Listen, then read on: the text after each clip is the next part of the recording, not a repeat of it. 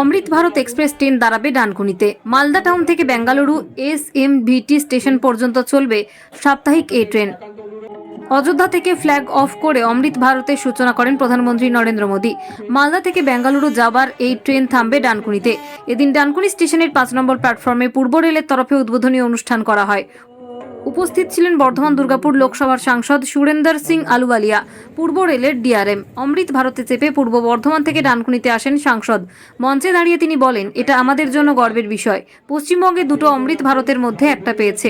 আরও গর্বের, হুগলির ডানকুনিতে তার স্টপেজ থাকছে। মালদা থেকে বেঙ্গালুরু যেতে 38 ঘন্টা সময় লাগবে। এই ট্রেনে বেঙ্গালুরুতে চিকিৎসা করাতে যাওয়া, পড়তে যাওয়া মধ্যবিত্ত মানুষদের সুবিধা হবে। প্রধানমন্ত্রী চেয়েছিলেন রাজধানীতে যে ধরনের সুবিধা আছে সেই ধরনের সুবিধাযুক্ত একটা নন-AC ট্রেন করতে। একে তো ভাড়া কম, কিন্তু সুবিধা রাজধানীর মতোই। নিরাপত্তা ভালো, গোটা ট্রেনে CC ক্যামেরা আছে। কিছু হলে কন্ট্রোল রুমে খবর চলে যাবে। বিজেপি সাংসদ আরও বলেন, স্বাধীনতার 75 বছর যখন পালন হবে তখন রেল থেকে ব্রিটিশ সাম্রাজ্যের নিশান মুছে ফেলা হবে। তাই তো প্রধানমন্ত্রী বলেছেন মেক ইন ইন্ডিয়া। অমৃত ভারত মিলেছে, বন্দে ভারত চলছে 4টে। এরপর দিল্লি যাওয়ার জন্য দ্রুতগামী ট্রেন। দেশের সব মেগা সিটিগুলোর সঙ্গে যোগাযোগ করার ট্রেন হয়তো পাওয়া যাবে বাংলার জন্য। ডিসেম্বর 2023 শেষ সপ্তাহ, শেষ দিন। একদিন পরে শনিবার, একদিন পরে আবার মধ্যরাত্রির পর 2024 লেগে যাবে। কিন্তু ইতিমধ্যে আজকে সকালবেলা আমাদের প্রধানমন্ত্রী মাননীয় নরেন্দ্র মোদীজি অযোধ্যা ধাম থেকে 8টা নতুন ট্রেন উদ্বোধন করেছেন। তার মধ্যে দুইটা ট্রেন অমৃত ভারত আর 6টা বন্দে ভারত উনি উদ্বোধন করেছেন। এটা আমাদের জন্য গৌরবের বিষয় যে পশ্চিম বাংলা দুইটা অমৃত ভারতের মধ্যে একটা অমৃত ভারত পেয়েছে। আর সেই আরো গৌরবের বিষয় যে আপনারা ডানকুনিবাসী তার স্টপেজ পেয়েছেন এখানে। আর সেই অমৃত ভারত মালদা থেকে ব্যাঙ্গালোর যাবে, আপনারা তার স্টপেজ পেয়েছেন।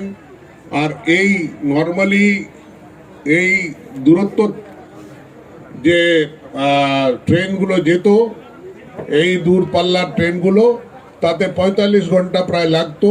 এর মধ্যে 38 ঘন্টা লাগবে মালদা থেকে ব্যাঙ্গালোর পৌঁছাতে।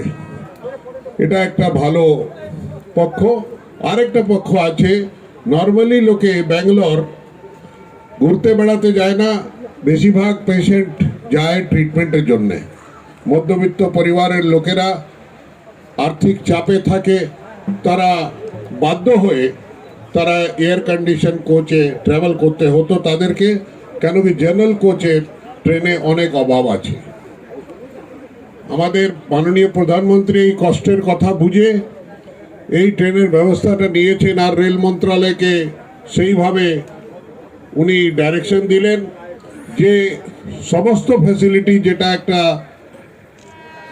রাজধানী এক্সপ্রেসে হয়, সেই ফ্যাসিলিটিগুলোর মধ্যে একটা নন-AC ট্রেন তৈরি করার জন্য। তো এই নন-AC ট্রেন তৈরি করা হয়েছে, যার মধ্যে 19টা কোচ আছে, যার মধ্যে 12টা কোচ জেনারেল কোচ আছে। কিন্তু তাদের সিটগুলো দেখে আপনি বলতে পারবেন না যে এটা কোনো জেনারেল কোচের। ঋতুপর্ণা কোলের রিপোর্ট, বেঙ্গল আনলিমিটেড। রয়েছে আরো খবর, আর এই খবরের আপডেট পেতে আপনারা সাবস্ক্রাইব করুন এই চ্যানেলটিকে।